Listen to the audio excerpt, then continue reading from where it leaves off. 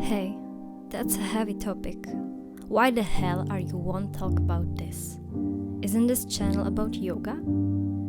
Yes, of course, but I think that everything has two sides. Without darkness, there can't be light, and otherwise. So I've decided be open about things that are not just smiley, positive yoga.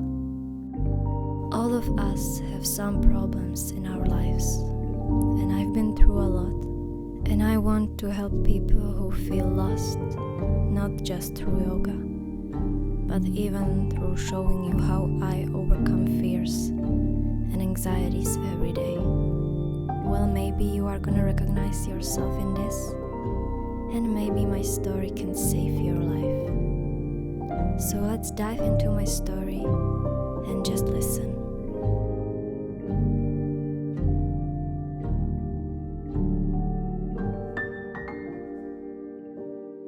You have not clicked on this video accidentally. You already know what panic attacks or agoraphobia is. So I'm gonna explain these terms really quickly just in case.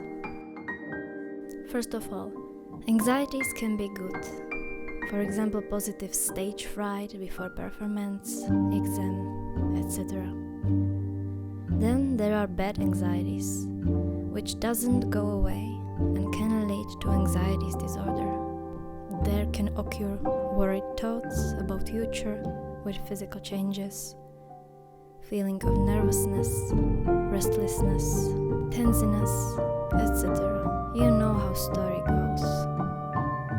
Okay, then if you end up, thanks to anxiety, stressed for a long period of time, you are likely to experience panic attacks. That's a sudden episode of intense fear that triggers severe physical reactions where there is no real danger or apparent cause. Worst feeling ever. I show you how can look panic attack in real. Nausea, heart palpitations, chills or hot flashes, hyperventilation, dizziness, shaking, sweating, etc. But when you start to think it can't get any worse, then comes agoraphobia. That's type of anxiety disorder. Agoraphobia involves fearing and avoiding places or situations that might cause panic and feelings of being trapped, helpless, or embarrassed. You may fear an actual or upcoming situation. For example, you may fear using public transportation, being in open or enclosed places, standing in line, or being in a crowd. So yeah, let's get to my story. I was always very sensitive, and let's just say my childhood was far from being healthy and kind. I have gone through a lot of mental problems, from anorexia, bulimia, anxieties, depression, got diagnosed with BPD, then suicide attempts, etc. I was visiting therapists for a long time, psychologists, got on meds, blah blah blah, you know how its story goes. But then, COVID came and everything has changed since then. You know, schools have been closed, we got a fear inside of our head that danger is everywhere and nothing is safe. Before that, I used to go nearly all by myself everywhere. I was kinda fearless, and so one day, in epidemic times, I took a bus during quarantine to go to the shop as I used to.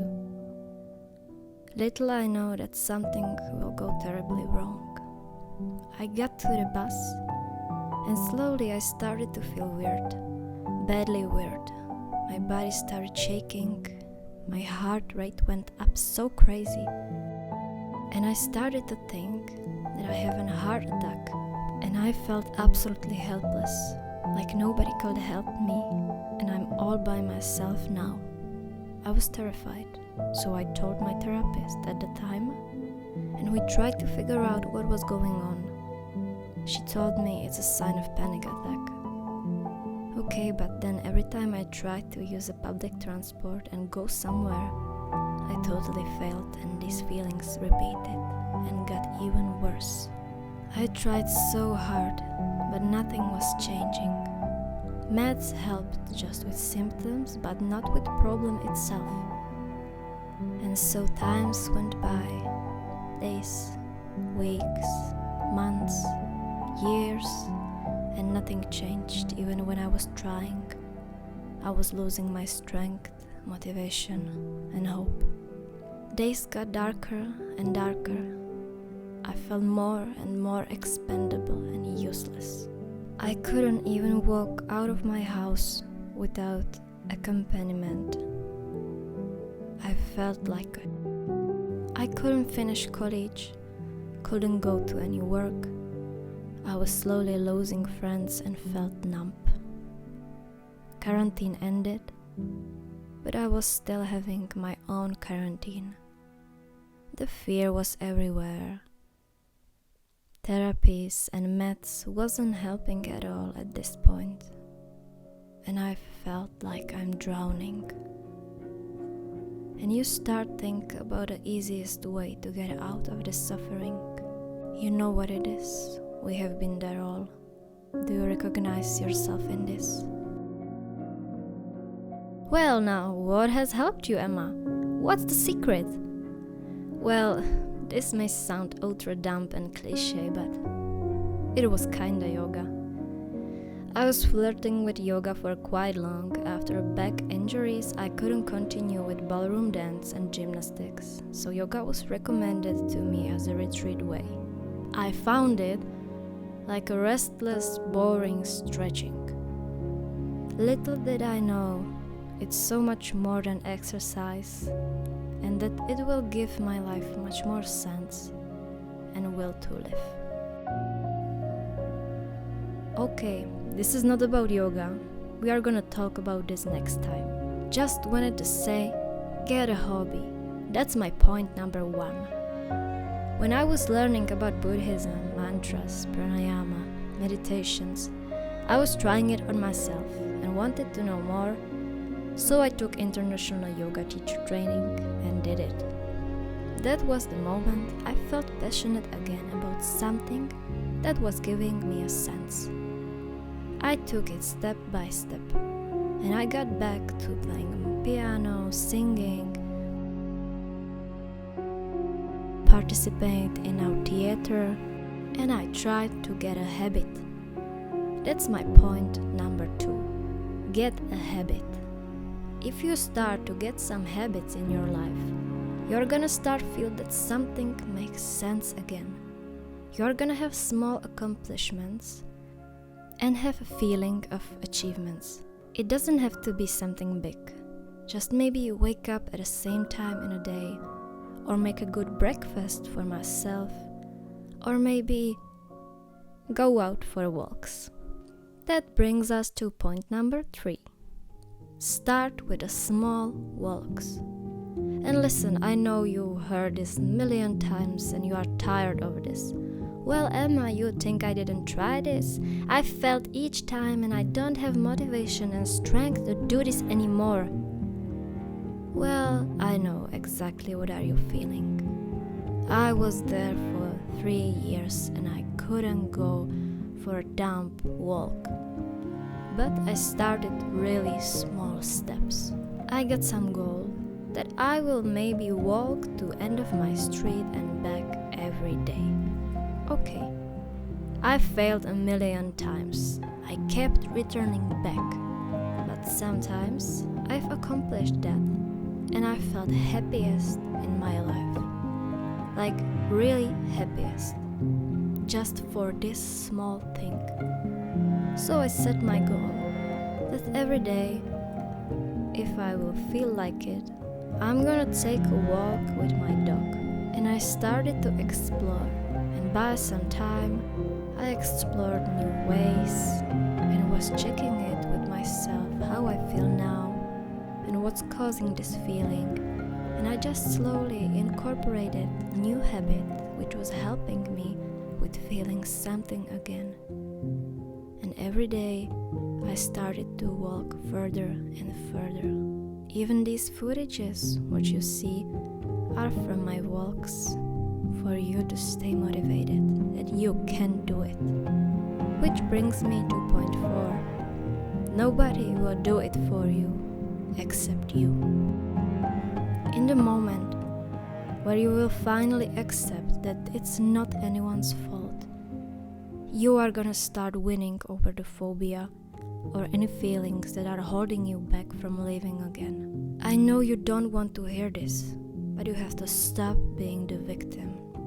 You are much more powerful than you think. You have to just start believe in yourself. Don't let the fear bring your life away.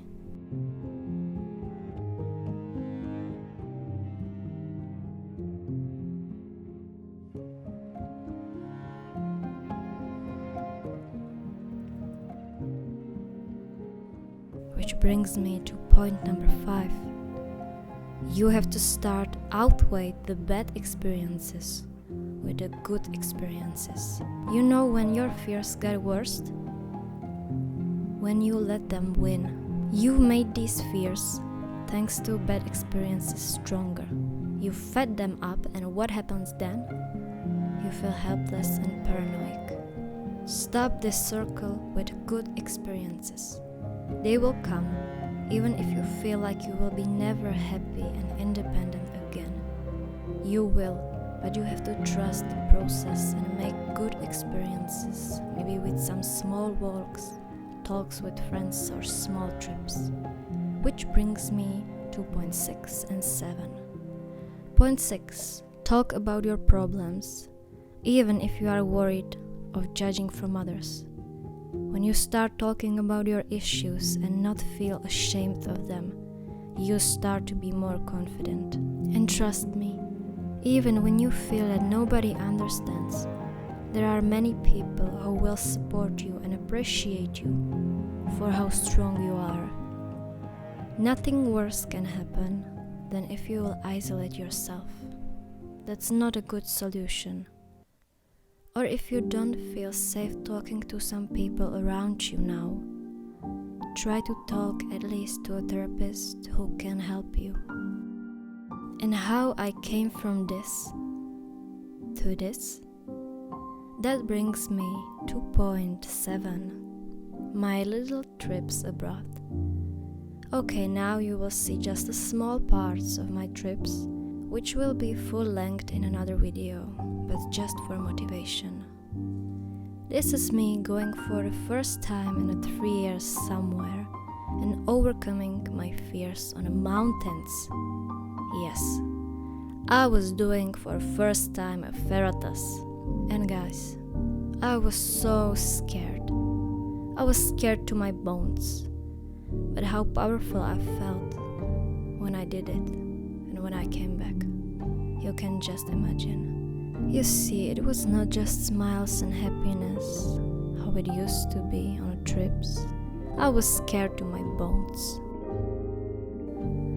But also overcoming your fears is not easy.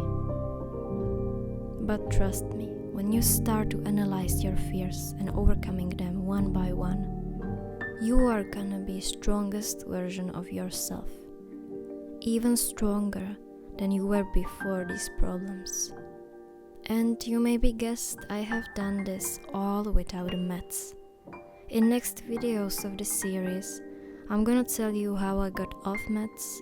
I'm gonna show you how I'm trying to enjoy trips and overcoming my fears again in real life. First rides in my car by myself, how I ground myself when I'm busy, how overcome depressions, suicidal thoughts and isolations, etc. So stay tuned, and I wish you the best luck in your journey.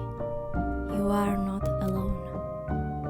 I send you all my love, and I thank you for watching this video, and I hope it's gonna give you motivation to try and stay here.